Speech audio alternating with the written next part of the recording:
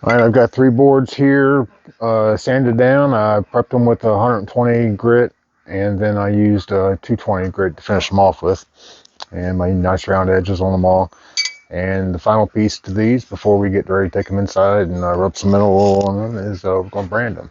And I got 2 brands here. This is the Allegheny part, and this is the Cooney part. And these 2 together make up the Hematite Homestead Farm logo. So I'm going to throw these in the fire and get them heated up.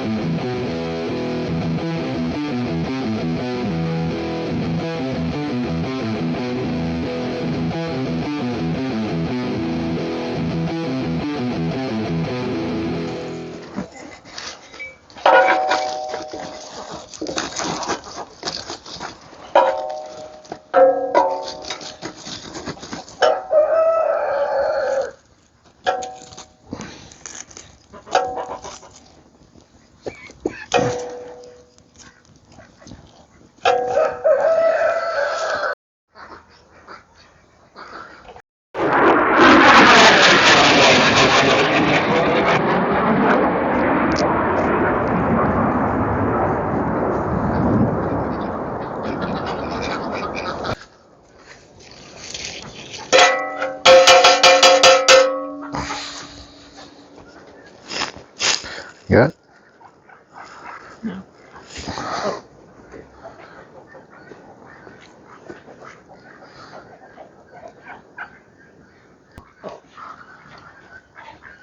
Just ever so slightly, oh yeah, perfect. Love it.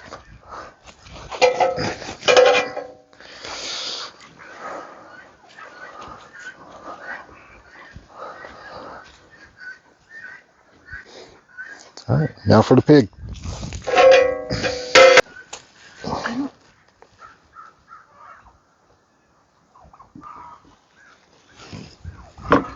Oh, That's not bad. it's not good enough for me. Let me try and line it up and get the feet on there.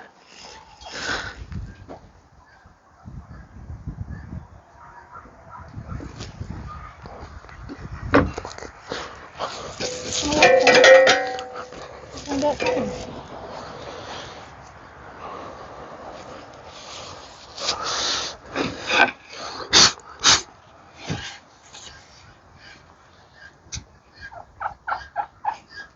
Okay, so I got all the cutting boards made, and here's what I have.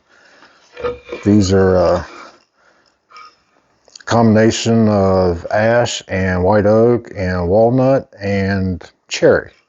And that's what they all are. I got a little bit better at it as I went along. I definitely got way better at putting the brand on them. So the next thing we need to do on these is season it. And to do that, I got Ultra Pro white mineral oil, and this is food grade, and I got it on Amazon. There's 100 different options for seasoning cutting boards if you look on Amazon. I went with this because it was the only thing that came in gallon size and could ship the next day. There's 100 different options, and you probably don't want this if you're just seasoning a board once a month or whatever. They get you a little 32-ounce bottle or something. So I'm going to put them in this tub, and the reason I'm doing that because I'm going to put the oil in here, and I want to recover all the oil. I don't want to lose all my oil, and some of it will run off and be in the bottom of the tub. So the purpose of this is so that the oil soaks into the board, and then it prevents it from staining and getting food contaminants going inside of the wood. And I'm just going to pour it on here and rub it in. I'll just knead it in here with my hands a little bit. And it also really makes the wood pop a whole lot. Makes it look really good. So the goal is for this oil to soak all the way through the board and come out the bottom.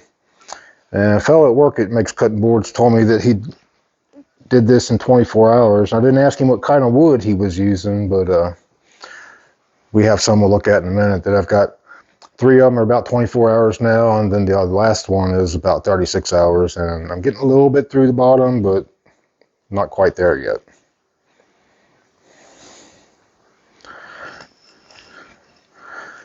All right, so I'm going to stack all these on top of each other to save some space, and I got these little wood blocks to put between them.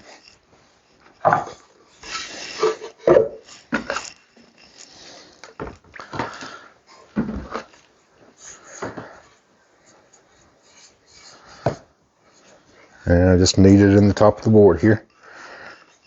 This oil really makes my brand look really good. I'm really pleased with that.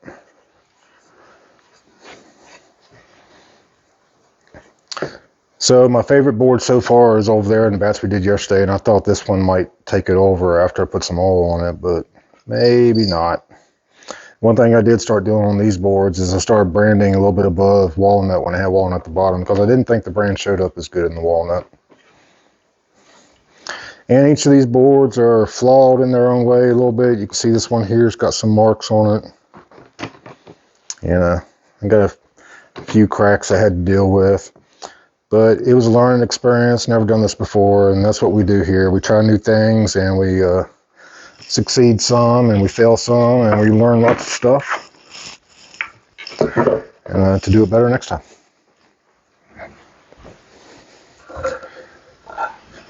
And here's a good example here. Kelly and I were just talking. We may not use this for food grade board because I got some cracks in here. I thought I had a better method of gluing these. This one must not have had it very good. It's nice and sealed on the bottom, but I got a knot in the bottom that I can't use for cutting surface. So this one right here just might be a decoration. But it is a beautiful decoration at that.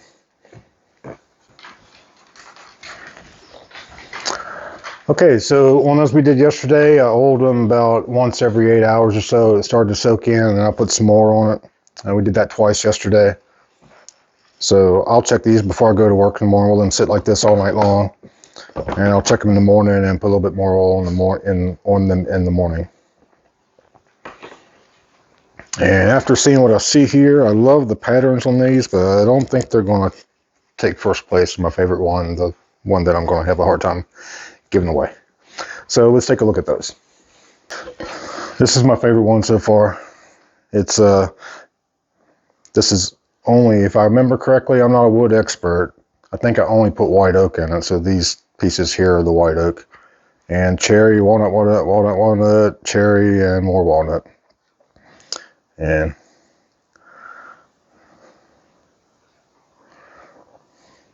so this one still got a little bit of oil residue on the top of it, and we'll be shooting for that to all go away and kind of look like it does here.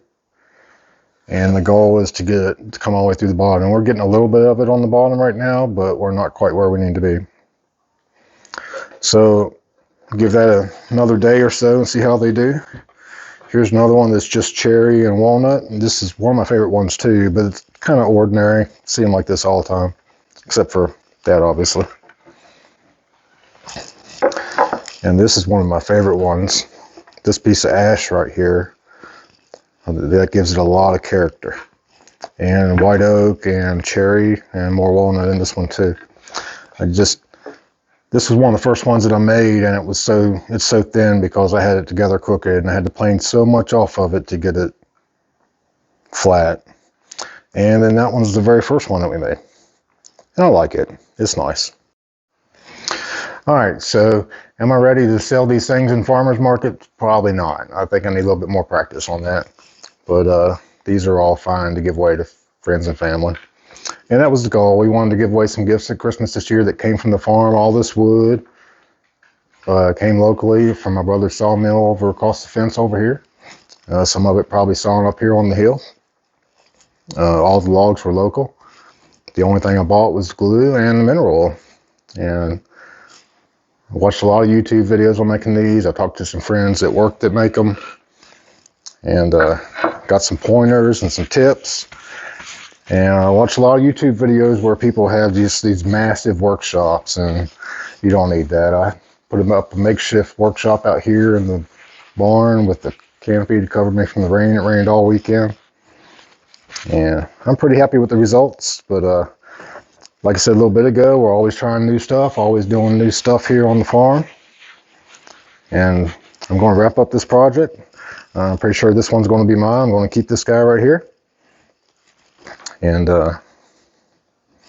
be on to the next project. So thanks a lot for tuning in. Make sure you're hitting that subscribe button, and we'll see you next time.